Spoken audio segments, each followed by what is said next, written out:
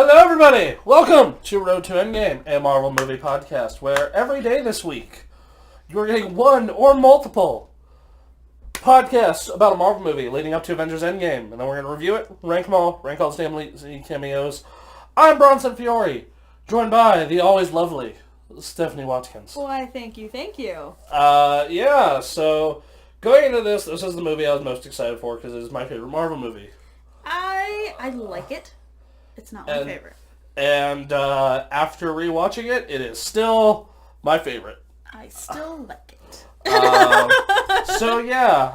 opens up with fucking the most Guardians-ass scene of them like fighting this giant monster. Yes, I really enjoy how they open it up because it's both serious and lighthearted, like the last movie was. It feels like a continuation in a lot of ways.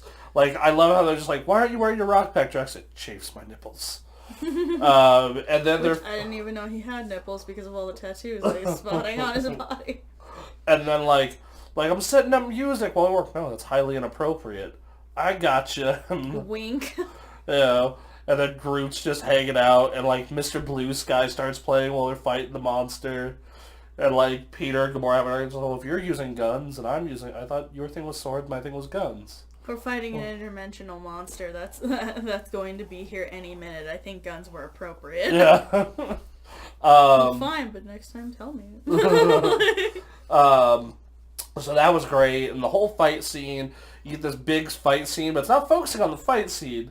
It's focused on Groot dancing to Mr. Blue Skies. Yes, I love it. Oh, also he was fighting a rat. Yeah. And you get different interactions with, like, the Guardians fighting the Thing and Groot going by them dancing. And then, like, the fact that, like, the outside is impenetrable. And then, like, freaking Drax. It's Drax, right? Drax, yes. Yeah, Drax runs into the monster and gets eaten, and they're just like, it's the same toughness on the inside as it is the outside. What I love... Which isn't true for us. I mean, if somebody was on the inside of a human and they stabbed through, it'd be a lot easier than stabbing from the outside. Yeah. One thing I love is, like, when Drax gets hit and he lands next to Groot, Groot freezes. Just following up the bit from the last movie. Yeah, from the end scene from the last movie of every time Drax looks at Groot, Groot froze. And they keep the joke up in Infinity War, which we'll get to, but, like, that's fantastic. So I'd just like to point out that Groot is not the original Groot. He's more like Groot Jr. because, like, the original Groot's dead. Yeah, they even confirmed that. They confirmed this is a new Groot. Because what he says in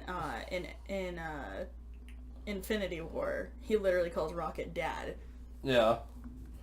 Sorry for the spoiler. If you are not caught up right before Endgame, I don't know what to tell you.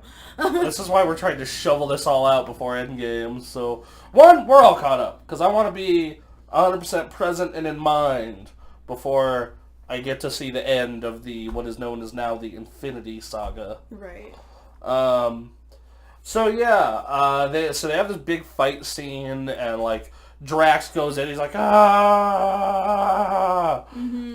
Just doing nothing. Just doing nothing, and Peter and Gamora are arguing, like, I told him, that's ridiculous! And I forget how they blow the thing up, and Gamora straight up gets a sword and cuts... Because they do cut him, with the giant, like, with one of the giant, guns that I think Rocket had, but then that got destroyed. Yeah. But did make a hole in its neck, and so she was able to get her sword because she couldn't shoot it anymore. She was like, screw this, and, like, went up there and just totally castrated it. And then Drax comes out, I have defeated the monster all by myself! Yeah, and, like, everyone looks at him and he's just like, wait, what? And then, like, they do the Annulax batteries thing. Yeah. Like, it's just like, look what I stole, just, and just like, they're called Harbulary batteries. That's not at all what they're called! And then Peter flirts with the leader of the Sovereign. And Gamora just, like, rolls her eyes, and he's just like, I mean, that would be disgusting. No. What are you talking about? Don't violate me. I am but an innocent man.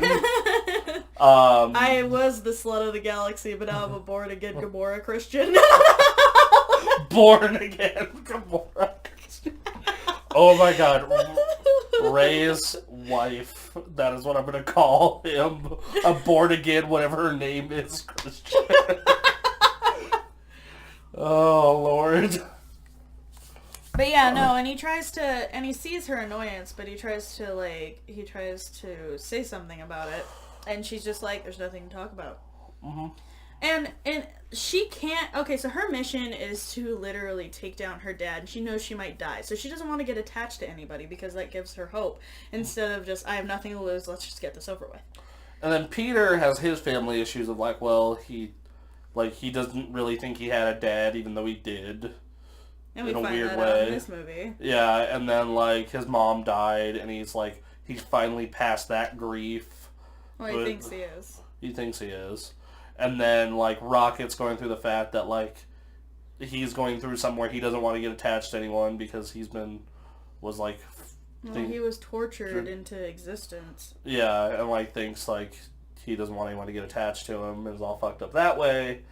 And then Drax is like still just dealing with his like, you know, mourning his wife and child. You know, in fact, later in the movie, he has probably one of the most powerful scenes in the whole movie with Mantis. Mm-hmm. Very much so. So let's just keep going through it. So they work for the Sovereign, and they get Nebula, and they set Nebula up in like their little jail cell area. And she's like, "Give me some food. It's not ripe." Mm-hmm. Which and that's the running gag for at least a third of the movie. Yeah, I love how they set up a bunch of running gags. Like, my nipples! Yeah! And we'll get to that, too. Yeah, they set up a bunch of really So good... at the beginning of the movie, he says, just remember, guys, at the beginning of the movie, Drax didn't want to wear a space suit because it hurts his nipples. Chafes his nipples. Chafes his nipples. Which, hurts his nipples. I mean, chafing is not fun. Chafing is not fun. Try shoveling snow with just a shirt on thinking, oh, this will only take like 10 minutes. It takes 30 and then your boobs hurt for like a week. I've been there. I've had chafing on my thighs from back when I was playing a lot of sports. Because I have big legs no matter what. Like I remember like I'd get chafing on my thighs and just be like, it hurts to walk. He lives in Vaseline. Yeah, like I like Vaseline and just like ice baths. So anyway, back to what we were referring to. That attractive image of me pantless with Vaseline and an ice bath. I'm sure all of you really enjoyed that. Especially because all they can imagine you is now. Yeah. Exactly. Like just picture current me in that, everyone. I want that beautiful butterball of a man. Yeah. Just fucking thrown into an ice bath with fucking Vaseline all over him. Sexy. You like that? You like that? Oh god. Please pay for more. It's like a turkey with legs, like human legs, just on a butterball turkey ready to get passed to the oven after he's greased up. Put on ice to be preserved until cooking. Anyway, God damn, you really are a turkey, aren't you? Yeah. You're a butterball turkey. You're my butterball turkey. Oh, thank you. So yeah, you have they steal these batteries, and the Sovereign find out almost immediately, and they start chasing them, and there's immediate conflict because Rocket and Peter both want to fly the ship to safety. Through like a fourth dimensional asteroid field. Yeah, and they both think they're the best pilot in the galaxy. Which, okay, Rocket was built for it, but he's more built for building things. Like, Quill is actually the pilot. Yeah. So I think that, like, Drax is really, like, the muscle, Gamora is the captain, let's be honest. Rocket's the builder, Quill is the pilot, and Groot is, like, their mascot. Right. Also muscle when he's tall, when he's big enough. So yeah, and you have this really funny bit where like the Sovereign aren't actually in ships, but it's an arcade. Yeah, and it it's an even makes arcade style. noises. And they're flying through this, and they're just screwed. Like the one, like they destroy the last one. Drax, and then like they all like come up again because they're right next to the planet, so they can just deploy more ships. And so they go. They're just like, oh shit, we're going to die, and then they're trying to get to the jump point, and they're pretty much ambushed after the asteroid field, and then all of a sudden all their enemies just go poof and get destroyed. Yeah, just a giant explosion. And on both Rocket sides. sees like this tiny man on a ship just waving at him, and he's just like, the fuck is this shit? Kurt Russell really is Santa Claus. Kurt Russell is Santa Claus. Y'all should watch it. It's on Netflix. But then also during this fight scene, Drax goes out on a rope, and like fucking Nebula reaches for food. He kicks it away. It's not ripe.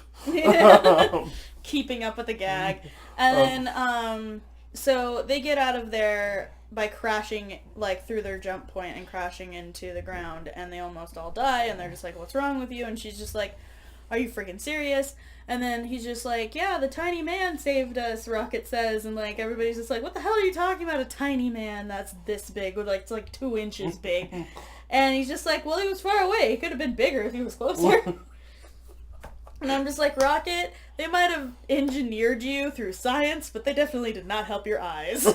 Because you can't wink right, and you can't see depth perception. You can see perfectly in the dark, which we'll get to that in a moment. Yeah, that's very true. But no, he has this like, they crash land and Drax gets hit by all these trees and shit. And Gamora is trying to like save his ass and is just screaming the entire time. Because like, it's just immense amount of pain. Yeah, and that like they crash land.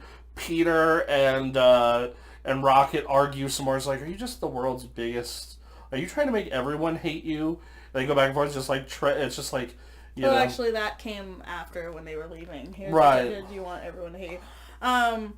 So, what? But the trash panda thing. Yeah, and he's just like, what's wrong with you, you raccoon? Don't call me a raccoon. Oh, I'm sorry, trash panda. Is that better? It's not. and they almost start going at it, but then like the ship starts coming in, starting to land, and like even then like okay, so one thing that I love in like that's pointed out in Infinity War. Thanos points out, I taught my children everything they know, and I never taught them how to lie. And it's so apparent throughout all these movies, because like Gamora has tells on when she's lying about her feelings. Like in this scene where the ship where the white pod ship is coming down, friggin' Nebula is just like, let me out of these restraints and I'll help you fight. And she's just like, Gamora's just like, you're just going to try to kill me when I get you out of the restraints. No, I won't. And her eyes are all shifty and everything, and it's just like, wow, Thanos, your kids really don't know how to lie. He's a good dad. He's a good dad. He taught them how to not lie, but also kill everyone. I mean, that's all the skills your children really need. From your dad, yes. Mine did a good job. Yes, he taught you how to hunt, and he taught you how to be honest. That's all you need. Oh, My Lord. dad did not teach me anything, so I'm surprised I turned out so good.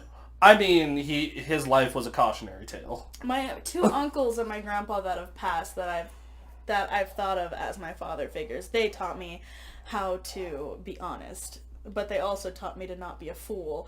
So that's what's gotten me through life. But they didn't teach you how to kill. No one's. Well, technically my family did teach me how to kill, but in various horrible ways. I'm gonna go get a fish. We're gonna have you chop off its head. No, I can't do that.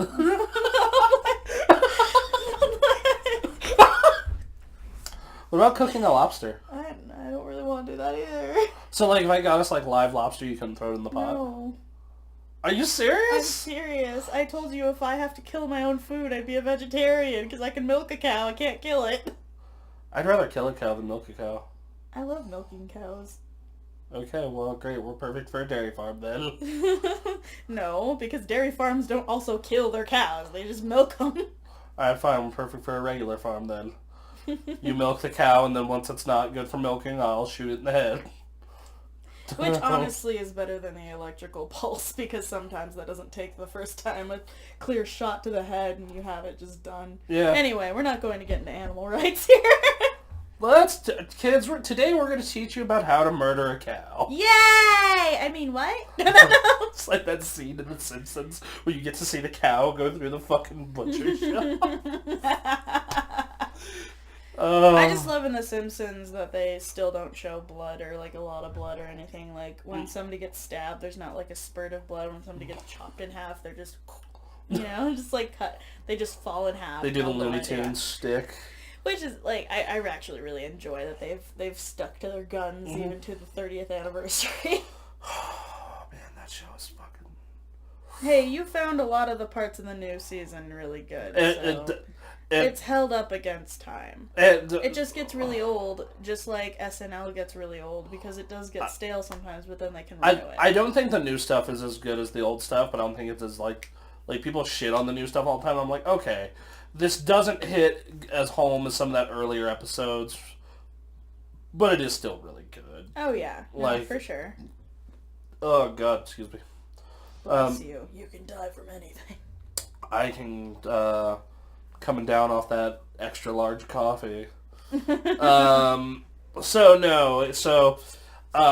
the pod lands, and they're all defensive, and like, Kurt Russell comes out.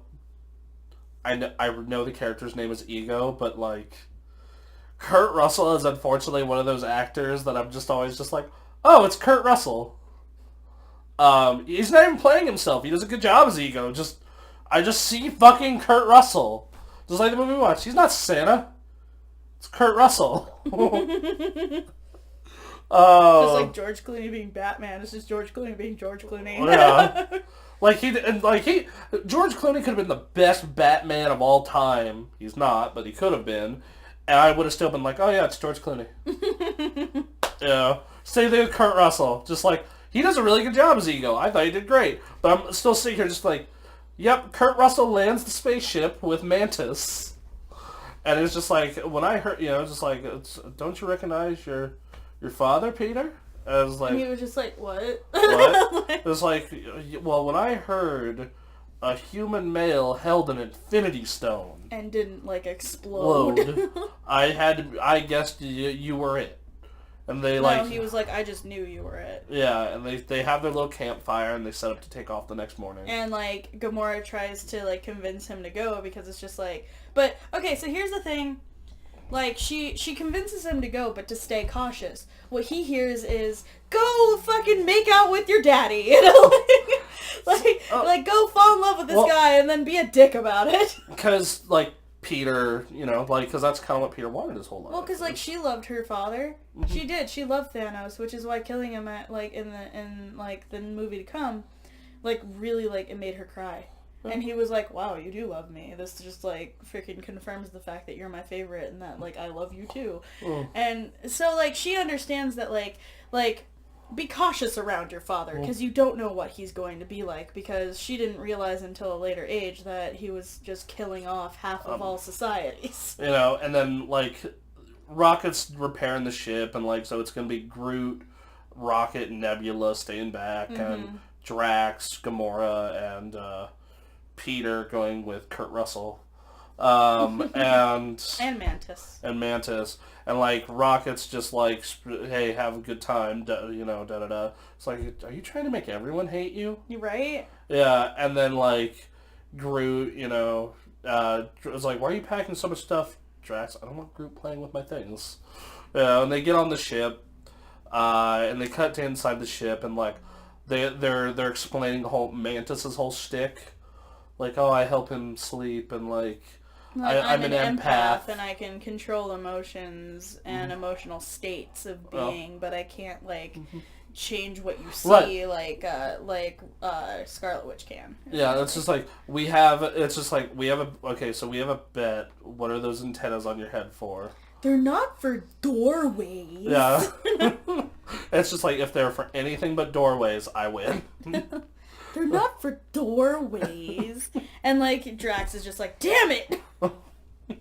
And then he has this, they do the empath thing. It's just like, You love someone. Yes, I have a general love for everyone in this room. No.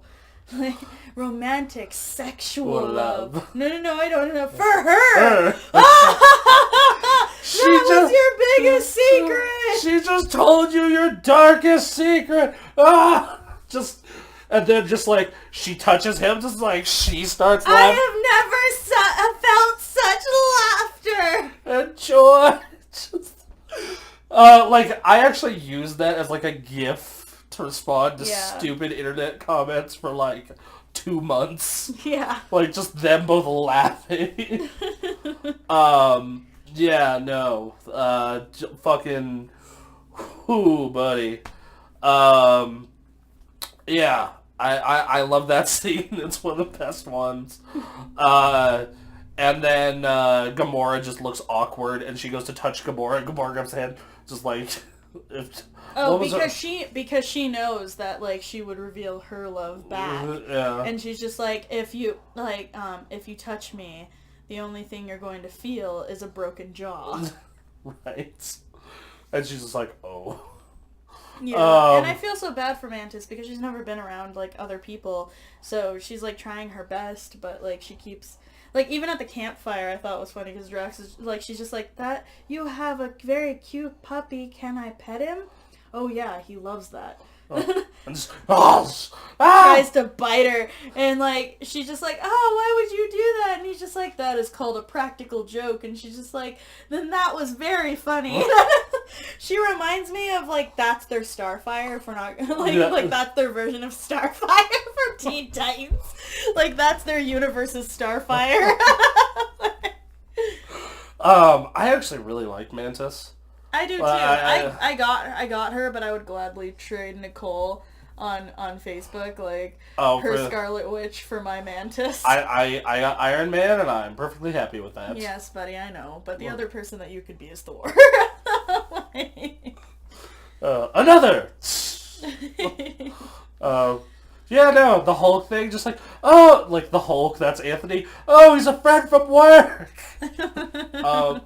So, yeah, they fly to Kurt Russell's magical planet that is just beautiful. Mm-hmm. With floating bubbles that turn into more bubbles, and it makes everybody laugh and are in awe and in wonder. Greenery, like, it's probably my favorite visual in the MCU. Yeah. For, like, just pure scenery.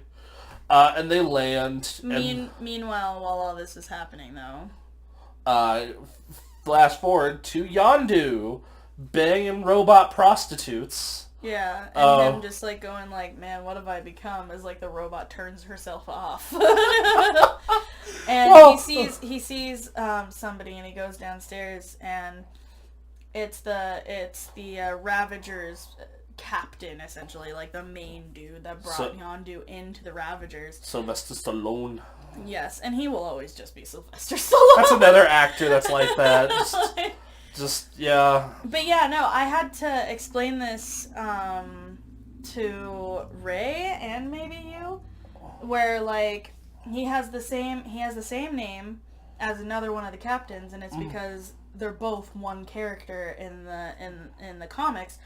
Where, like, they're only a powerful, like, entity when they're fused together, and they're actually, like, in some iterations they're brother and sister, in other iterations they're husband and wife, and I think what they're going for in this is, like, exes, which is good. Yeah, I like that. Because, like, yeah, I like the exes thing than brother and sister, because when you become one like that, that's a little intimate. Well, it's just like how Dragon Ball Z, the original fusion for Goku was going to be with Gohan. Yeah, that's a little weird. I'm like, Goku. Gohanku. Gohaku. Yeah, there you go. I like Gohaku, actually.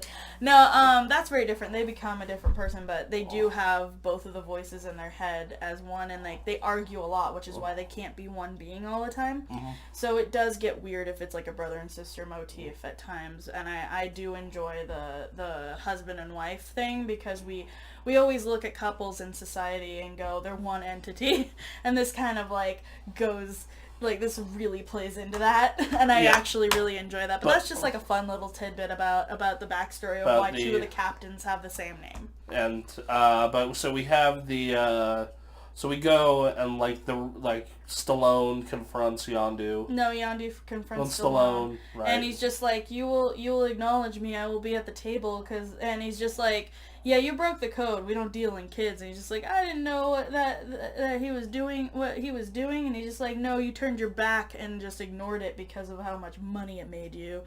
And, like, yeah, the whole planet lost the Ravager fleet as, apparently it's like 100 Ravager fleets. Mm-hmm. Or 100 Ravager ships. Like, yeah, so... Or, like, entities, 100 Ravager. I would say... like teams, like there you go. Like, it's like Yondu's whole ship of dudes that. Yeah, so groups. I don't know. But yeah, as we fumble along with the terminology, the thing is, it's literally just like you had you had 99 other Ravager ships that you could have had business from, but now because of servicing one, you'll have none of them. Right. And, like, the owner's just like, no, we had no idea of this. And they still leave. And I feel like that's kind of a dick move, you know? Because, like, they don't know everything in the world. They're freaking, like, it's like they're on Hoth, you know? Isolated from everything. They're a space brothel. Yeah, how are they supposed to know everything that goes through there if it's just robots? Then the leader, the Sovereign, comes in. Yes, which comically... With a job for like the carpets being rolled out and just get stuck. And Ray had a good point, just like why, like wouldn't they be in pain for walking for like 2 miles crouched over with a carpet? And I came back with a good rebuttal, which was, well... They always said that, like, in the beginning of this movie, they said that they're all designed for their purpose. Mm-hmm. So if those servants were designed for their purpose of being servants, then they're built to endure that. So they don't feel any pain. They just feel embarrassed when the freaking carpet gets stuck. Yeah, they have to talk like, yo, we want you to go hunt the Guardians. They want you to go hunt the Guardians. Yeah. And he's like, all right, boys, let's go. And they go into the forest, and it shows that, like, Rocket is just humming while working on the ship. But then, surprise, motherfucker! He's in the woods, and it's all booby-trapped. While playing a fantastic song for it, Southern Nights. Yes. And just, like, he fucking, like, booby-traps him, and then he gets the gravity trap and is just laughing. It's just like, up, down, up, down, up, down. And Nebula convinces Groot to let her go to help him, and he was doing fine on his own, honestly. Yeah, but then eventually he gets surrounded by Yondu. Yeah, but they could have gotten away because of the fact that they were quarreling. But because of Nebula, the thing got settled. Because of Nebula, the good part of that fleet, like the good part of that ship, got killed. Everyone except Cracklin. Cracklin and. Yondu. Yeah, Yondu. Sorry. But yeah, no, I love that scene where it's just like, he's like at the ship about to get away. Yondu shows up with his little whistle thing, and it's just like, ah, you blue idiot. What do you want? And like what he wanted was the batteries to sell them. Like they're and then they have this stupid ass fucking fight about math. That's just like freaking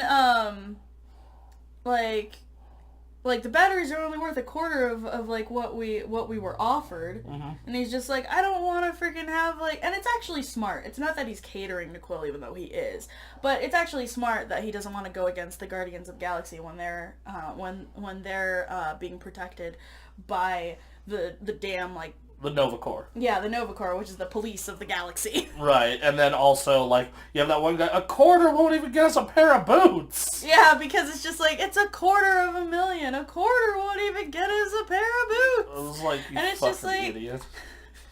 Somebody tried to say, like, a quarter is, like, a third or something like that. Like, all this other shit. It's just like, okay, everyone that's stupid in the room, we know that they're the bad guy. And so they all mutiny Yondu, and Nebula comes out like, hey, I'll fucking lead you to the Guardians and whatnot. So everyone gets, and then she takes a bite of the fruit, it's not right. Spits it out. No, spits it out and then just goes, it's not right.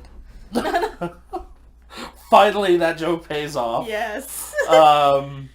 So they're all captured. And we get this most real scene of all of Guardians of the Galaxy where they're just being shot into space and they're being they're just frozen. Just frozen, Yeah. all the air expunged out of them. And then you have the taser face scene. Yes, where it's just like, oh, we'll fear and tremble in the name of Taserface.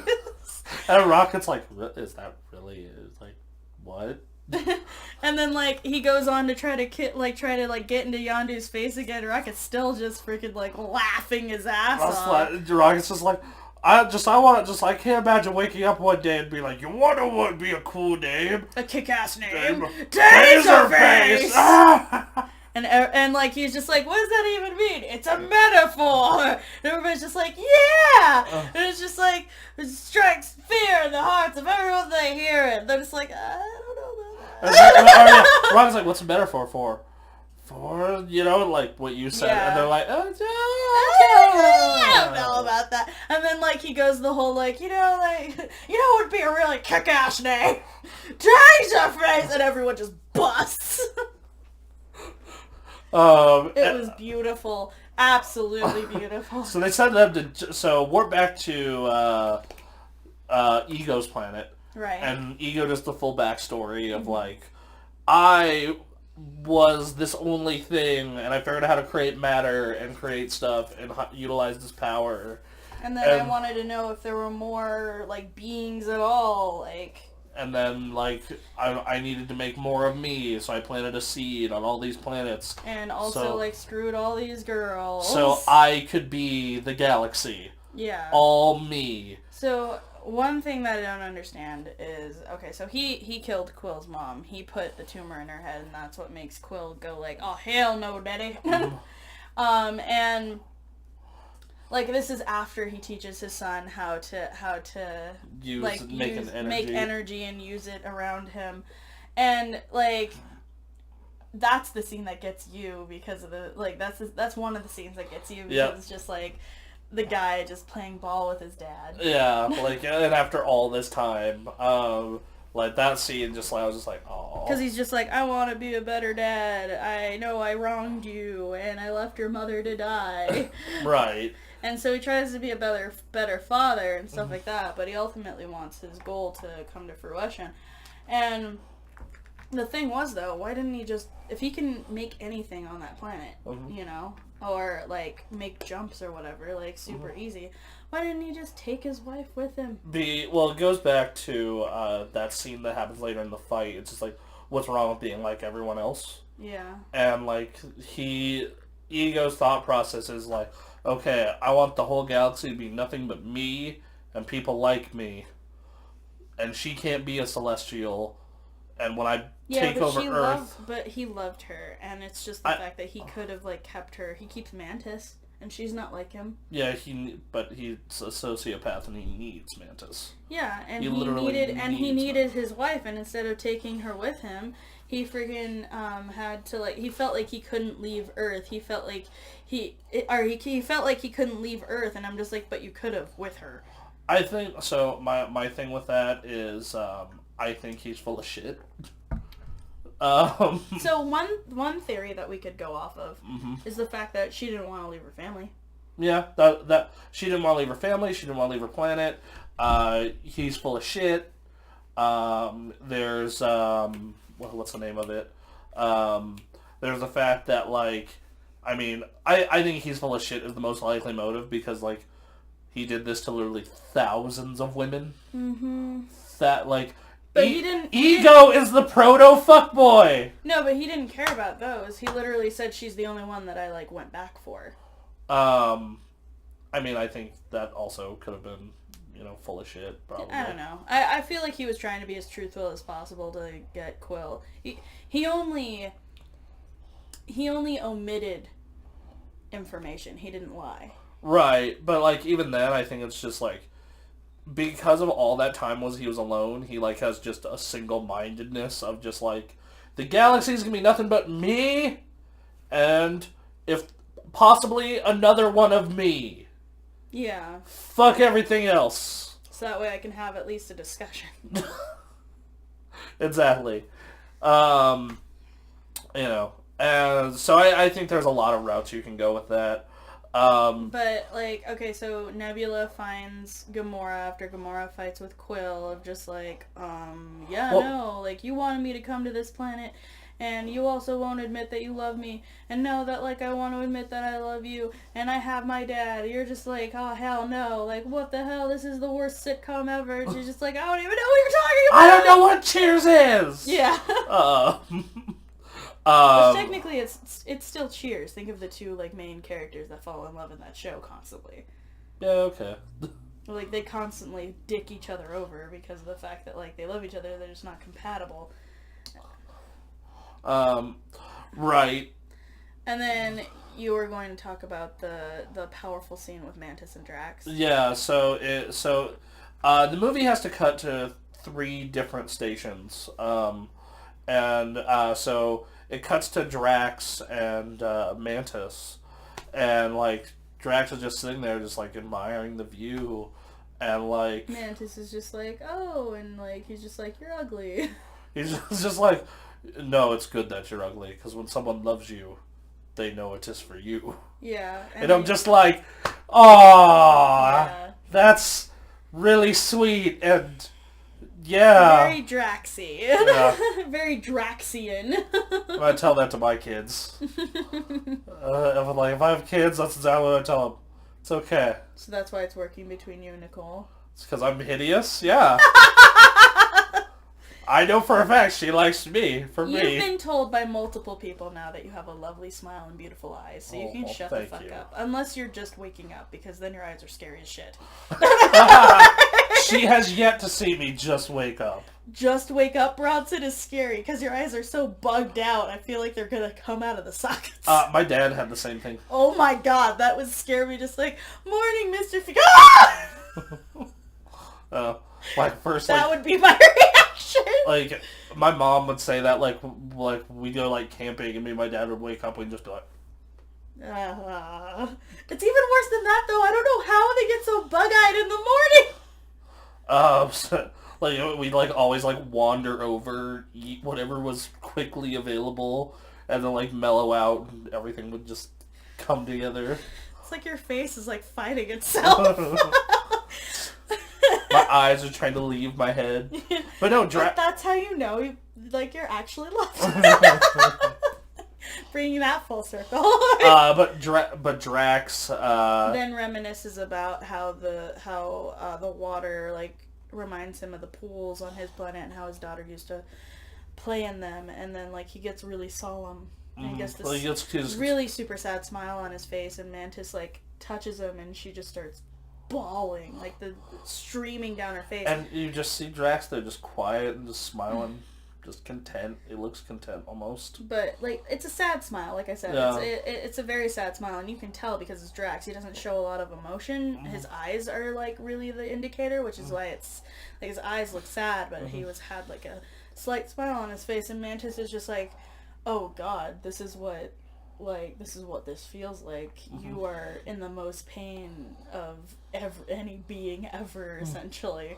Yeah, and she wants to tell him a secret, but then you get interrupted by Gamora, and Gamora's just like, fine, I'm just gonna go try to find a signal, fuck this shit. And, like... And then, like, she wants to talk about Ego and all the fucking kids and all the shit Ego does. And then it cuts back to prison.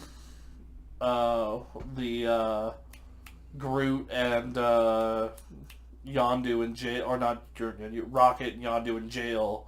Now they're going to be executed tomorrow, and Groot's the mascot, and they're pouring beer on him, and poor Groot. And, like, beating the shit out of him, putting him in clothes he doesn't feel comfortable in, like, all this other shit. And, like, Yondu is just like, I got you figured out. Like, yeah. And he's just like, what the hell are you talking about? We are nothing alike and all this other shit. And, like, that comes full circle, too, like later in the movie. I just love the character development of every little character in this. Even Nebula, because she takes a ship, and, like, this is before, like, they try to, like, break out of jail. Like she takes a ship, goes to try to find Gamora. She finds Gamora. Before she finds Gamora and she's about to get in that ship, just like, we'll send you the credits. Like, what are you going to do with the money? I will buy a fleet to hunt Thanos forever. It's like, oh, okay. No, she went into her childhood first, like, yeah. just like how, like, I'm pieced together instead of being, like, organic because he wanted me to be better and all this other stuff. And he's just like, and like, she goes, like, I'm going to kill my father, and, like, it's this huge, like, gruesome monologue, and he just goes, I just thought you'd buy, like, a nice hat or a necklace to make the other girls go, ooh. I love Kraglin. Soup. I always listen to that song later. And he's like very, like, rushedly eating soup while singing to it. Oh God. So, I love how kind of retarded he is, though. At the same time, he's just like, they killed my friends. Like he goes to, so Groot has that scene where it's like they're trying to get Groot to deliver the Fed. They deliver underwear. It's like, yeah, you gotta describe it. I was pretty sure he didn't understand you. And then just like fine, then you try it. Comes back with a rat. Goes back with a rat, like, no, and then just like comes back with a desk. No, he came back with an eye first. Yeah, just like, I don't know what. No, he's just like that. No, that's not the scene where he does that. So let me go through it. Oh yeah, okay, go ahead. Let me go through it. So he brings back an eye, and like, and like, he's just like, and Yondu's just like, no, that's this one guy's eye. He takes it out when he sleeps, and like, go put it back and get this. And Rocket's just like, no, leave the eye. And like, Yondu's like, what are you talking about? He's gonna wake up and wonder where his eye is, and we're gonna have it. And also referencing the first movie. Yes, and also a prelude to Infinity War. That's how Thor gets his eye. It's that eye. Like, so if he didn't steal it, Thor wouldn't have another eye again.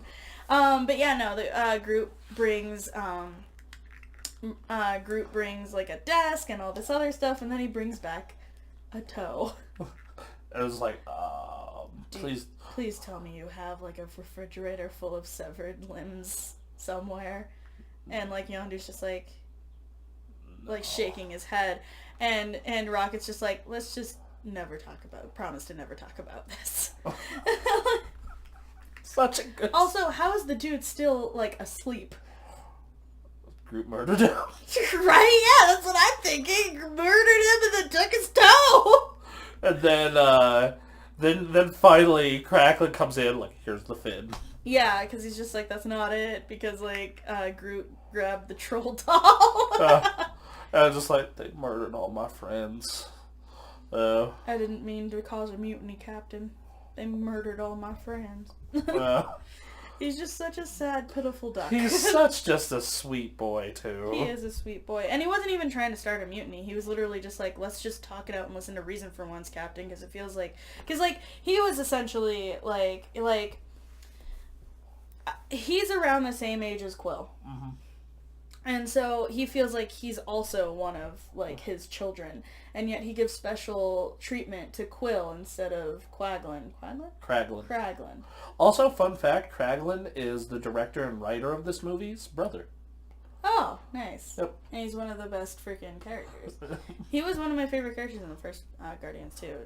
Just in this one, he gets a lot more time. Yeah, which is really nice. And Yondu got a lot more time in this one. Because Yeah. in Yondu, they set up a lot of the stuff you see in this. Mm-hmm. But in this one, they fully go into, like, I was sold into slavery by my parents, and then I was rescued by the Ravengers. Yeah. You know, and all this other shit. And then, like, he really did, like, turn a blind eye. And then when he, like, met Peter, that was the last straw. Because he found out... He didn't find out initially about what he was doing with the kids. But after... Like, it was like hundreds of kids. Yeah. After, like... 200, he finally started, like, realizing what was happening, because he's just like, I don't see these kids on this planet. What's up, guy? Yeah, alright, well, I'm not delivering this next one. Yeah. Know. And, like, they even say that it's just like, yeah, it's a good thing we didn't deliver him to his dad. He's a total dick. Like, in the first one. Yeah, and we find out, every time the kid didn't show a spark, you just killed him off. Yeah, right there. So yeah, and then they have probably what is one of the best Marvel action scenes, where Groot, Yondu, and Rocket all get out. That is my favorite scene in all of it. Like, seriously. Just the fucking arrow flying through the ship. Oh my god, yes. And they use a good song for it, too. Yeah, the Guardians 1 and 2 both have amazing soundtracks. Such good picks. Mm-hmm. Such good picks. Brandy, what's the name of that Fleetwood Mac song? That's used. Hold on. I've listened to this soundtrack to death. Literally just have listened to this soundtrack. You have died and come back because you're using the word literally, so. Yes. I had a Jesus moment. I found Jesus. But no, Mr. Blue Sky, Fox on the Run, Lakeshore Drive, The Chain, Southern Night, Brandy, Surrender, that fucking Cat Stevens song that makes me cry every time. Yeah. I just listen to that song and I cry. It's so sad. I'm so sorry. Yeah, no. But yeah, no, and then they go to leave the ship because they're blowing up the rest of it, and he pretty much just takes the front of the ship with him because it's a ship. What's the name of a ship within a ship within It's a called ship. That song that he's using when he's flying the arrow is "Come a Little Bit Closer" by Jay and the Americans. Come a little bit closer. They remixed the end of it. I liked it though. I liked it and I love how Groot is chasing after the guy. And just yeets the dude off the top floor of the ship. First he kicks his ass and then he yeets the dude off the top of that thing. And you just see all these people like falling around them as they're walking on the scaffolding. And then you see they get to the cockpit and they're disengaging it, but he's also flying the air. They kill the lights and the arrow kills all those dudes. Yeah. And then they get closer and the rockets shooting them through the doors, and they're both laughing and having a great time. And just it is such a fun scene. I love it so much. It's my favorite scene in the entire movie. This movie has a lot of good scenes. This one's my favorite. No, the other one. Okay, so the other one that I actually really enjoy is when. So Nebula finds Gamora. She chases her in a fucking spaceship. Yeah, crashes the spaceship. It's on fire in a cave, and then Gamora's just like, "Oh fuck this!" Like the debris by Gamora is one of the ship's like freaking guns, and so she starts like shooting at it, and it explodes. And Gamora still saves her ass. And Nebula starts fighting her again. Yeah, no, and they just get like layer after layer in the cave. And then they have this just really real ass scene where like Nebula's just like, I wanted a sister. Yeah, it's just like I won, I saved your life. Yeah, but I won. And it's just like you always need to win. You always need to be right. I just wanted a sister. Yeah, I was just like, damn. And it's just like she wouldn't concede, and so Nebula got stripped and rebuilt every single time. 90% of Nebula is like robot. Mm-hmm. Even her head comes apart in Infinity War. Yeah, no, in Infinity War you literally see her whole body, except for like the middle section just peel apart. Like the middle section and her brain are the only parts of her that are human. Yeah. And even her organs in the middle part aren't human. Yeah. And then not human, organic, I would say, because she's not human. Yeah, and then you have that scene on the ship when it's Rocket and Yondu flying in, where it's just like, 'cause you're me, just like, and they have this big like just once again another super real moment. Where it's just like... No, they have a lot of character development.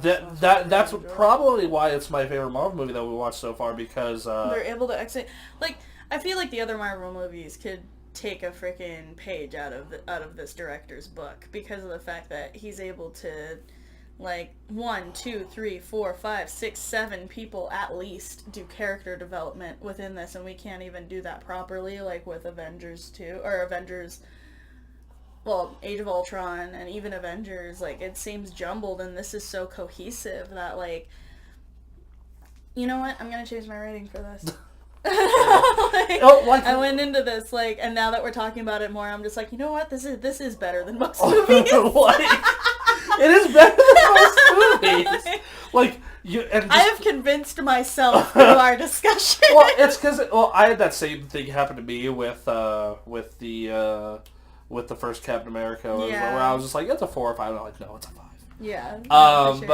But no, like we have all of these moments though, and like and they weave it in with the main plot and the humor so well. Yes, exactly, and like they need not only a page out of the director's fucking book, but also the writers, because clearly they have top notch. Really, same guy. He's the writer and director. Yes. Oh my god, they need to pick his brain.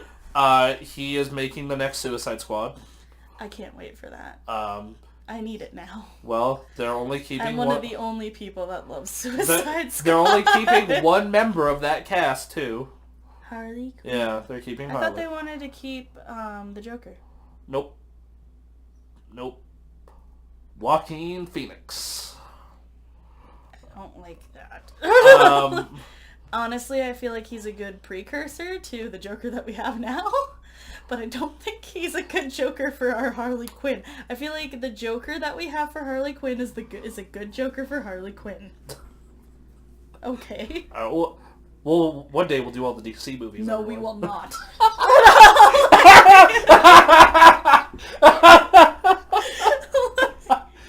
Oh, come on. Never promise the audience that. Oh, come on. 3.5 hours of... Get somebody like Brandon who actually loves those movies, okay? Because then we're just talking about a shit show. I mean, they're finally getting good. Get good, scrub. They're trying. The last... Shazam is the first movie where everyone I've talked to... Okay, so my thing about Shazam is they're still trying to use this gray, freaking dark, bleak color scheme with a more fun Guardians-esque movie, and it's just like, do you really think that's going to work, guys? It's still lighter than the previous ones by a wide No, I know, but then why not switch up the color scheme? I guess that's their whole shtick. Don't give us an opposite tone to what you're displaying. So, here's the thing, though. That is the first movie that, though, like, from them, where, like, universally, everyone's been like, it's great. Like, Wonder Woman, people are like, third act's kind of weak. Justice League, Batman v Superman, and Man of Steel and Suicide Squad, people think, at worst, they're train wrecks. At best, they're good-ish. In the case of, like, Man of Steel and Suicide Squad. Yeah. Everyone thinks... I really like the Man of Steel movies, actually. And then, like, I actually really freaking enjoyed Suicide Squad. It's what helped me it helped me get through a breakup, actually. Man of Steel is, like... And it's just because there's so much women empowerment in it. Like, weirdly enough, even though they have the abusive thing, it's because they have the new dynamic...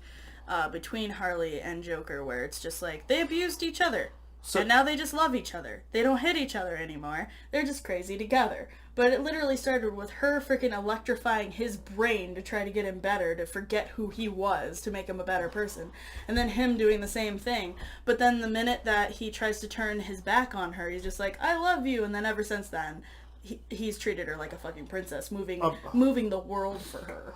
I thought Suicide Squad was fine. Everyone thinks it's a Stockholm Syndrome thing, and it's just like, no, she hurt him first, he hurt her back, now they're good.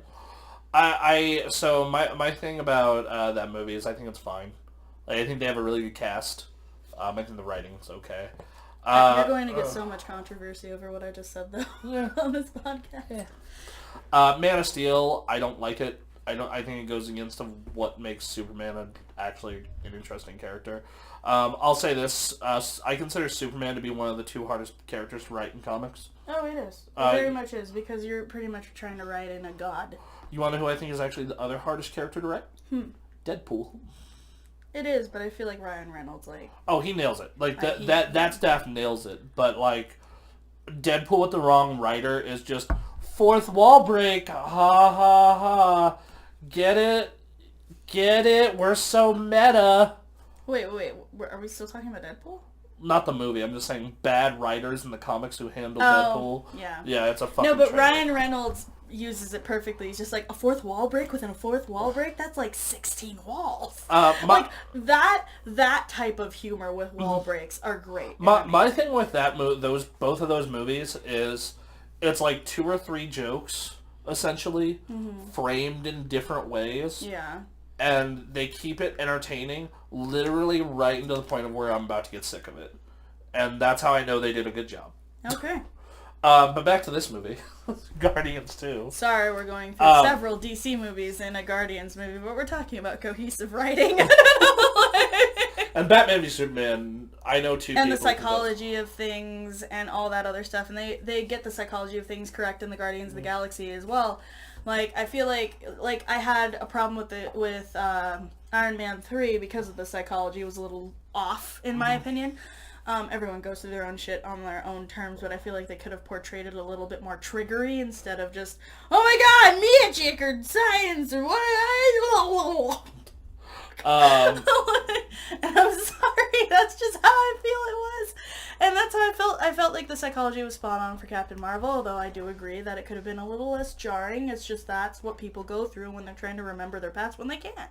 And with Guardians of the Galaxy, you have daddy issues in both ways, in Gamora and Peter, and so they butt heads because she's just like, I can't see why you can't just like freaking disengage from the situation and see that he might be a bad guy. And he's just like, I never knew my dad, you did, and like, honestly, I just thought he was a hero, but like, also, I can't see the fact that like, I can't see the fact that he left makes him a douchebag because of the fact that, like, he wasn't there for when my mom died. But he's still a hero in my mind, so he puts him on a pedestal because he's never had a dad or never realized he had a dad. And then you have Yondu and Rocket's whole characterization of, like, going through the whole... So this is the classic case of projection, okay? Like, this is the classic case of ruining a good situation because you know it's going to be ruined before and they want to feel like they're in control, so they ruin it before it can be ruined organically. And that happens a lot. We actually know a couple people like that in our lives that aren't in our lives anymore. And no, they ruin something good or abuse the people that are around them because of the fact that they don't think they deserve happiness, because they got this in their head that they're a monster because they like either lost like somebody dear to them or they were treated like shit one time in their life. And they just, like, fell into, like, such a deep hole that's what became of their personality. And I like that they can grow together and be like, I'm going to admit to him that I love him. And, like, I'm going to admit to them that I am sorry. You know? And I'm going to be their friend. Yeah, exactly. So it gets into that, and he gets in his face, too. He's just like, I know you because you're me. And they both have this moment of just, like, we need to be better. Yeah. Like, and not a lot of people get that moment, so I'm glad that they were able to incorporate it in this.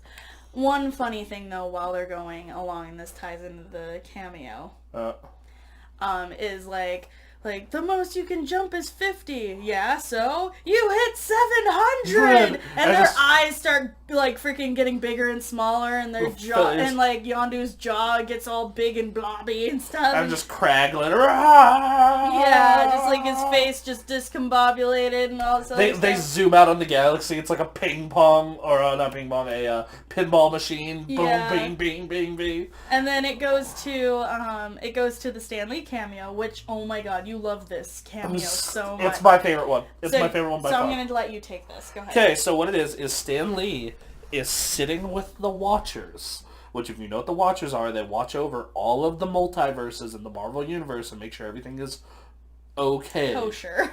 And Stan Lee is reporting on all the events of the previous Marvel movies. He even says, so I was a FedEx attendant, you know, which is a reference to Civil War, because he was the FedEx guy at the end of it. Yeah. And, like, the Watchers are just, like, nodding and whatnot. And in the credits, it says Watcher Informant. So that means, in the Marvel Universe, Stan Lee is actually the same character in every fucking movie. And he is telling the Watchers about the events of all of these fucking movies. Yep. And it is fucking awesome. And it has turned it into a very meta experience. And also, it's like just funny to... I'm trying to picture Stan Lee just sitting with the Watchers being like, alright, and then Iron Man came with like 70 robot suits and fought Fire Guy. Yeah. Oh. I love at the end, too, where he's just like, wait, fellas, where are you going? You're my ride! Right, we'll get to that because that's the post-credits. But, like, we could just say it now because it has to do with this scene. Yeah, it's just like, in the end credits, he's just like, wait, come back! You're my ride! Aw, jeez! Yeah. Oh. Oh, God, he was a brilliant man. He was, and also, man, best cameo. I've cried 3 times after his death, and all 3 times were when they freaking had his cameo in the movie. Are you ready for next? No, I'm not. I am so not. I'm Friday... going to cry so much during that movie. Make sure you nap before we go. So that way I don't get too exhausted from crying. I think we're going to get... Okay, so what we should get is water and soda to hydrate, because I'm pretty sure you're going to cry too. Yeah, probably. Because you're with me. It's okay. So we're going to the 11:15 at night showing. Okay, perfect. On Friday. And I want to get a pizza and a hot dog. So that way, 3 hours is a long time, but... I'm going to get popcorn and M&M's like you always. can have all of those, but I want a pizza and a hot dog. Anyway, we should probably get back to the review. This is our game plan. For a 3-hour-long movie, my body is ready for I am this. making sure I pee right before we're heading into Hand and Articulate. Yeah, and I'm going to treat my tattoo right before and right after the movie, so that way... sitting so long, I'm not gonna... Because I'm getting my new tattoo next Thursday. Oh, good timing. Yeah. Is it Avengers related? No, technically. The sky in my tattoo is galaxy colored. Alright, there you go. But, I'm not Just, your tattoo artist puts a little, tiny Thanos somewhere hidden in it. Oh my god. No, he even said he might not be able to put in all of the symbols. Mm-hmm. But I'm thinking that if I pay him just a little bit more money, it'll be on the outline of it, so... Because I'm just get this... we need to get this to happen. Just get the Avengers A on your shoulder. No! I'd get Scarlet Witch. No. And also, it'd be my own initials. If I get an SW on somewhere on my body, it would literally be my initials. I am Scarlet Witch! I'll just get Cap Shield on my left arm. But isn't that funny? Isn't that a cool parallel? Literally, Scarlet Witch, Stephanie Watkins. Sadly, no one shares my initials. Bronson Fury, BF. You're a best friend. Or boyfriend. There you go, buddy. You're everybody's... you're for everyone. Yep. No, that Thursday I'll get Cap Shield right on my left arm. Okay, but moving forward, so we learn about all of the kids, and they. So yeah, Peter has this moment where he learns about what. So Gamora and them find out in the caves. Right, and they're coming back, and she's just like, Mantis, tell me everything, and what are all these bodies, and she's literally just like, yeah, I was going to tell you, and she goes in the middle of the night and to tell Drax. And he's just like, oh god, I told you I wasn't into you like that. I don't even feel that, I think you're so ugly. He starts, retching. And, she's just and she's just like, what is wrong with you? I'm imagining us together, physically, intimately. And she's just like, I don't even like what you are. And he's just like, you don't have to make it personal. It's just like you are too thin and scrawny. Drax likes them thick. Oh, yeah. No toe tappers for him. No dancers for him. He wants just an angry girl in the corner that is thick. Mm-hmm. Good for him. But yeah, so she tells him about it, and then right after that, I like the scene because I had to watch it a couple of times because I thought Gamora was just afraid. I'm just like, why? What did you do to me? But I thought Mantis was just saying that she was afraid, but Mantis made her afraid to back up off of her. I actually really liked that scene. Once I understood it. You actually, this movie and later in Infinity War, you actually get how Mantis is kind of stupid powerful. Yeah, exactly. Like, she is arguably the strongest guardian.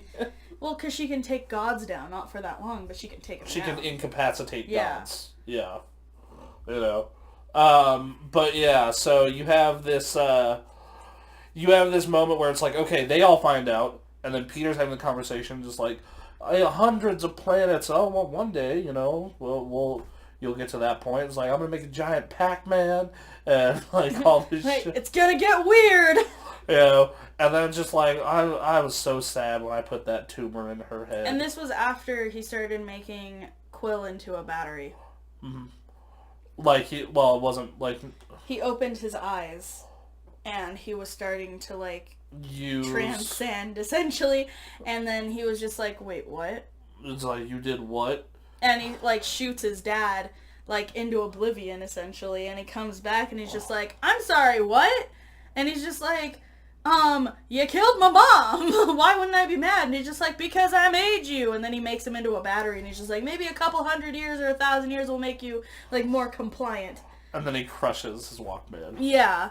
And, like, so they get him out of that situation, the fight scene starts and stuff like that, and, like, also everything comes into being. So Yondu finally gets there, like, the fleet finally gets there. No, Yondu, the fleet comes a little later.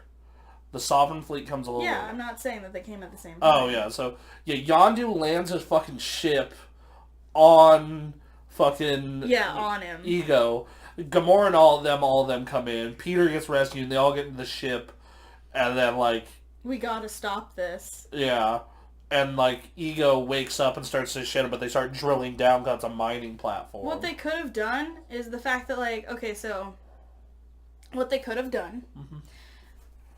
They could have just ran away. Yeah.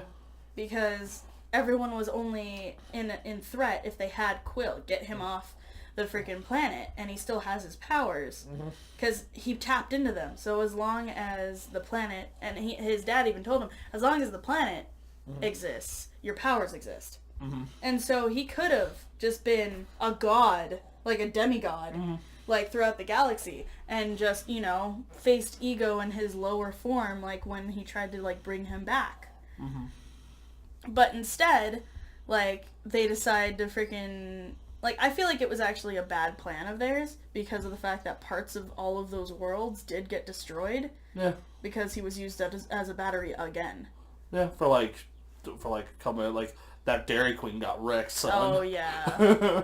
What I want to know is, like, did the Avengers not get called at all during this? Like, hey, this Dairy Queen exploded. Yeah, that's also a hole. So this is why, like, I want to make it a 5, like, overall, which is why, like, I originally made it a 4, though, because of all the holes. But, like, every one of these movies has this. Like, I think back to, like... Well, yeah, the hole isn't as jarring, though, as some of the movies. Like Doctor Strange, like, our last video, I feel like it was, like, it irked me more than this one did. Fair enough. Because, like, I don't die on this hill, but I argued to death, like some of the things in Doctor Strange and, like, and Iron Man 3 and, like, all this other stuff. But yeah, no, this one, like, it was a split-second decision, honestly. They thought, don't prolong the threat, destroy it, which I get their thinking, but honestly, like, I feel like they should have gone a different way. But that's my own opinion, and that's their opinion in the time, like, in the story, and that's fine. And they start drilling down, and fucking Peter and Yondu are going to fight, just like, it's like, you threatened to eat me! We were joking with you! Like, I didn't think it was a joke at 10 years old! And then just like, do you think I fly the whistle with my head? And he says this twice. Yeah. Like, I fly it with my heart. Yeah. And then, like, the second time, he's just like, I fly it with my heart. Yeah. And so, like, he freaking, as everybody's, like, getting destroyed because Mantis gets, so the fleet, the Golden Fleet gets destroyed. And, like, Mantis gets knocked out by some of the debris. And so they're just like, oh, shit. Hold on. So they drill down, and they're like, okay, Mantis, calm the fuck down while we run this shit. I don't think I could do this. Yeah. And, like, Drax is just like, I believe you knew. You don't have to believe you could do this because I believe you could do this. And she does it, and he's just like, I didn't believe she could do this at all. Fucking Drax. Oh, God. He is a gem. And, like, you can kind of see it in her face where it's just like, wait, what? And then, like, Rocket is trying to, like, Peter and Quill and Rocket are all trying to set up, like the bomb. The bomb, and, like, the Sovereign finally come. Peter's trying to hold off the Sovereign while Rocket is teaching Groot. Okay. It's just like, okay, because good. there's only enough room for Groot to go down there. Yeah. And, like, and it's just like, and it's a valid point. Why the hell did you get an automatic destruction button on there? I guess a last resort, like, oh, we're fucked. Yeah, but at the same time, like, you could still just 5 minutes. Yeah. But then, like, if Ego figures it out, he has time to dick with it. Yeah, I guess. So it's just like, this is a, like, alright, well, we're all going down. Boom! Yeah, I guess. I don't know. I just feel like they could have done But I just love it, like, okay, get some tape! Does anybody have tape? Yeah, I asked everyone for tape. Did you ask Nebula for tape? Yeah. I knew you didn't ask everyone for tape! It's like, if anyone has tape here, it's you! Who had the ability to build a bomb in their backpack! I gotta do everything! The thing is, this dialogue is so real. This is that exact conversation. It's in the middle of a fucking fight for their lives against two entities. One entity is subdued by like, at the time, but still, like, two entities. You know, and then it's just like Groot goes, and then he's like, Groot just picks up the bomb and goes. Groot's just like, oh, we're all gonna die. Yeah. So at this point, the Sovereign's almost all taken care of, and when fucking, and like you said, debris hits Mantis. Yeah. And Ego gets back up and he starts just burying everyone. Like, Drax gets buried while he's trying to save Mantis. Mm-hmm. And, like, everybody gets, like, encased in, like, some type of part of the earth. Right. And then, like, I don't fly it with my head, I fly it with my heart. Yeah. And, like, he starts, like, feeling it, and he starts, like, fighting back. And that musical cue of Fleetwood Mac, baby. And he starts, and he's just like, this is for my mom, and this is for my Walkman. It's like, you killed my mom and crushed my Walkman. I mean, that was the last thing he had to remember his mom. So, and just like they have this big god fight scene. Mm-hmm. And he literally makes the Pac-Man that he said he was going to make earlier. Ego makes a giant version of himself. Yeah, and Peter makes fucking Pac-Man. And Peter turns out to be way more crafty because of the fact that he's been around so many species. And, like, if Ego could understand that learning from others and growing and like being around diverse cultures is actually beneficial, he wouldn't be doing this whole thing. Yeah, but he thinks that he's above everybody because he built himself up from the ground up. And it's just like, you think other people haven't built themselves up from the ground up? It's because he has the more power than any other species. Yeah, no, I know. Like, Ego could probably take Thanos at full power. Oh yeah, but we killed him. So Imagine just like, hey Dad, can you help with this? Honestly, Peter could have taken him on if they had just left instead of, like, destroyed the planet. Yeah. But split-second decision, so... Oh, yeah, no. This is why I go back, and it's just like, well, that's what I would have done, but it's split-second decision, and honestly, I feel like it's a good decision in the long run, because they didn't know that Thanos was going to be so close to, like, obtaining all that power. I want to bring up a scene before they all are on the Earth, when they destroy all the Sovereign, and they have everything's going red, and they have that panorama shot of all the Guardians and the music cue, and it's just like, fuck, how cool is this? Like, I said that to you and Ray, and I was like, look how fucking cool this is. Yes. But yeah, so, they go up, and, they go out into the ship. Quill's going to stay and help destroy Ego.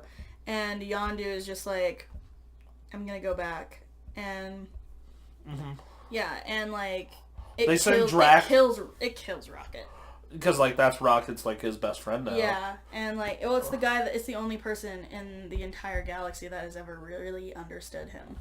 Right, and then also first thing is they send Drax up with Mantis because they need to get Mantis out.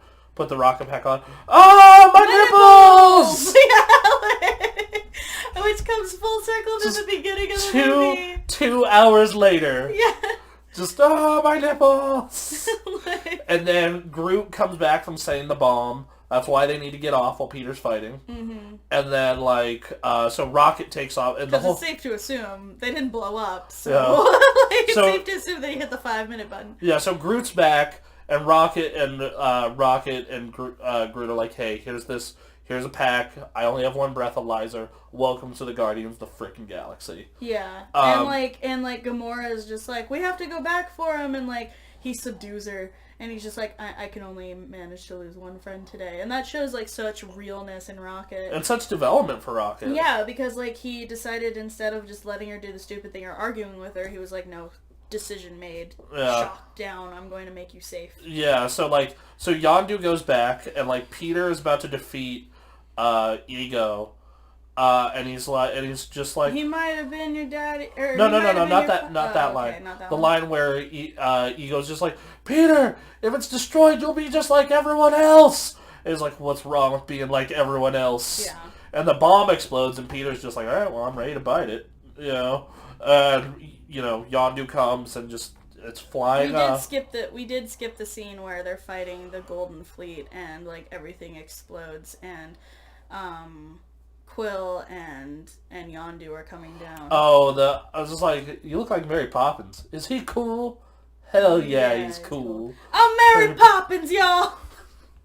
Everyone was quoting that when the movie came out. Oh, yeah. I remember I actually didn't see this one in theaters either. Really? You're really behind. I don't see the DC ones in theater, but I see the Marvel ones in theater. So for some reason, I think it was like 2016, I was just really burnt out on superhero movies. Yeah. So I just didn't see, and like Ray specifically said, do not watch this one.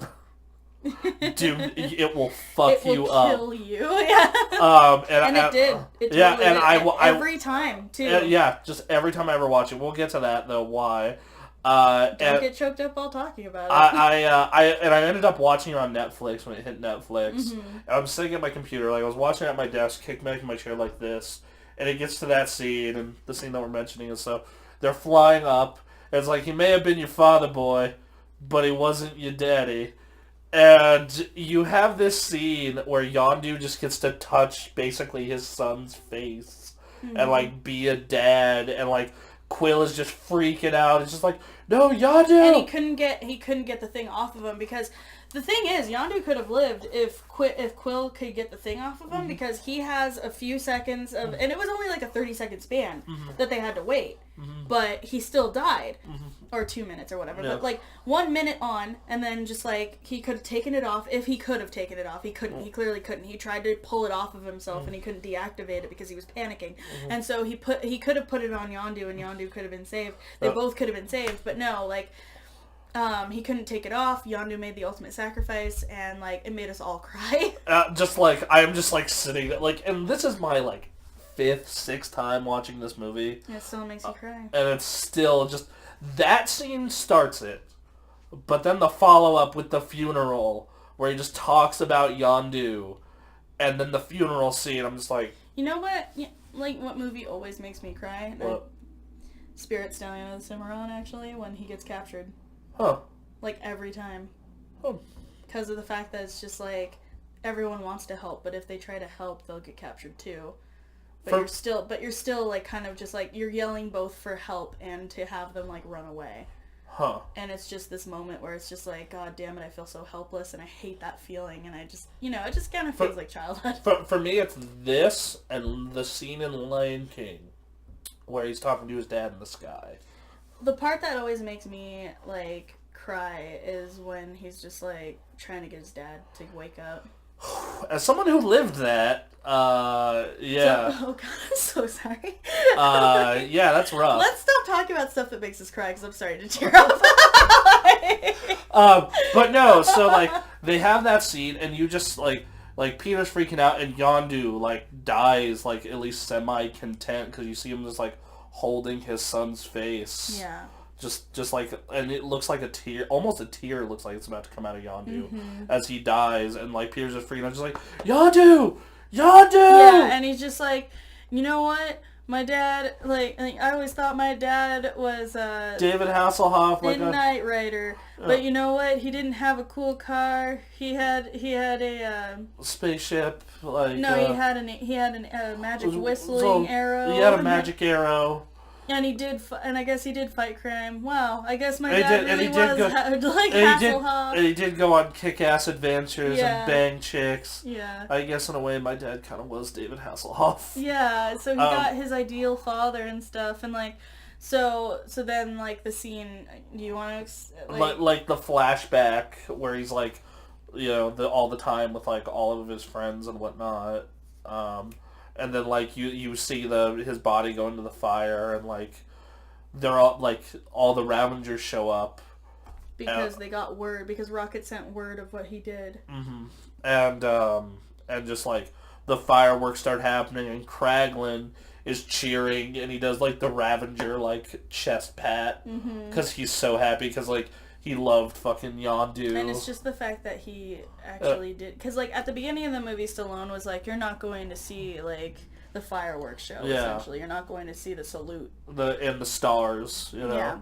And they did, and that's just like, oh my god.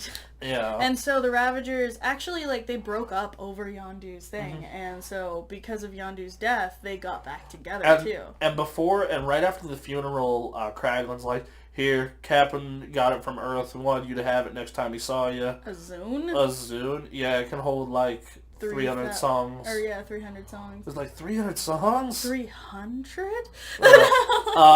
And he puts them in and plays that fucking Cat Stevens song that makes me fucking cry even harder. And it's this thing, like, and he like hands the little earbud to Groot, and like they have that scene where it's just like the fireworks start happening. Kraglin's like, "Yeah, Captain." And then after that whole scene, like Kraglin is given the fin and stuff, which is super cool because he becomes like the new Yondu. And then you have which is like, it's pretty much telling him, it's just like I got his last words, but like you were pretty much his kid too. Here's his fin. Yeah. And then you have what is it called? You have Gamora and Nebula settling their stuff. Like, look, I was just trying to survive, and like I'm happy. Well, that happened like a little earlier. At that point, they were like, "Are you sure you want to go?" And it's just like, "Yeah, I need to do this by myself." And like it's just like, okay, then they love each other. Yeah, like, it just comes full circle. Well, it's why in Infinity War, Gamora's like, "Fine, I'll tell you where the fucking stone is." Yeah, because she loves her sister. Mm-hmm. And then you have they're all like around the fireworks, and like Peter's dealing with his stuff, and Mora's dealt with his, and like Drax is, you know, being just Drax because he's, and then like you have Rocket's just like, they all came, even though he was like a dick to them all. And like and stole batteries. And then Peter just looks down, he's like, of course he did. Yeah. You know? Of course they did, yeah. Yeah, and I'm just like, oh, fuck me up, movie. And then they do the full fireworks show, and then the Arrow will play that fucking Cat Stevens song, that song is called Father and Son. Yeah. And it's about, you know, father and a son, so just powerful fucking ending. Yes. And then they have like 4 post-credit scene. Mm-hmm. One where he's trying to use the arrow and he hits Drax. Oh! Like right in the shoulder. Yeah. like he's just like, he's like whistling sort of like, which answered Ray's question. We're watching, how the fuck does everyone not have one of these arrows? It's just like, because you really have to like get used to the feel of it. It's just like handing somebody who's never used one a sword. Yeah, and like also like your technique, which got better because I helped you, but when we had that, like when I wanted that ego boost, remember? Yeah. I got inches away from your neck. Mm-hmm. And that's when you realize, like, oh shit. Like, she actually knows what she's doing. And it's like, yeah, I wouldn't be teaching you if I didn't know what the fuck I was doing. I'm far more comfortable with a bow. Or fists. I did boxing and archery. I need to do archery. So, you have, they explain the whistle thing where he's, like, kind of whistling, but it's, like, hovering. And then he just whistles one time, flies around the corner, goes down. Ah! And Kraglin just like runs away. Oh, and then Groot actually grows into adolescence. Yeah, and like his room's a mess. He's just like, ah, I am Groot. Language! Yeah. I want you to, your head's always in that video game wanting to clean up your room. And it's like, I am Groot. So that But yeah, it's all good. So, honestly, let's get to the rating of it. I changed my answer from my original thought pattern, and it is a 5 out of 5 for me. Yeah, it's my favorite one so far. It's, no surprise there for me. Since we've talked it out, I can accept the holes that I see. So. I adore this movie. It's one. It and the first Guardians are the two easy 5s for me. Yeah. And I love character pieces, and this is nothing but that. It's all just like character, and then it's humor, which is the other big thing I like. That's why I like Kevin Smith movies. They're nothing but character and humor. Mm-hmm. So yeah, and then we have the Stan Lee cameo. Also 5 for me. I love it. I love the broader implication from it. Oh, the post-credit scene also. Okay. Yeah, they made Adam Warlock. Yep. Which I find weird because he's supposed to, be in Infinity War in the comics, but he's obviously not going to be in it in fucking Endgame. Yeah. So, weird. Yeah, I loved it. Can't wait for 3 in, 2022. My only real problem with this movie is, I feel like they could flesh out Nebula a little better. I feel like they did in this movie, though. They did a lot better than the previous film, for sure. The previous film, she was a 2D character, but because of the fact that she was so popular with the kids... with the kids... I sound like a 50-year-old. Since she was so popular with the kids... Go on. Sorry. They fleshed her character out a lot more, and they even, had her... I feel like they could have had her more so in Infinity War, but they might have her more so in... They totally are. Endgame. Her and Tony are trapped. Oh, yeah. They have Not in the same space. No, they're both on Titan. Really? Yeah. The only ones left on Titan are Tony and Nebula. I didn't know Nebula was on that planet. Yeah. Because everyone got dusted except for Nebula and Tony. Alright, well, we'll rewatch it, and I'll be able to see that. I cannot wait to see those interactions. So, yeah. Alright. It seems like he's alone, which is why I'm thinking that they weren't in the same place, but yeah. Okay. Thank you, everybody, for listening. Yep, next one is Spooderman Homecoming. Spooderman Himkumang. Yep. If you're going to make part of it retarded, you have to make the whole thing retarded. As we all have a stroke here. Amber lamps, please. Alright. Follow us on Twitter at Gamecraft. At LittleWoman21SW. And we'll be back soon with Spider-Man. Yep.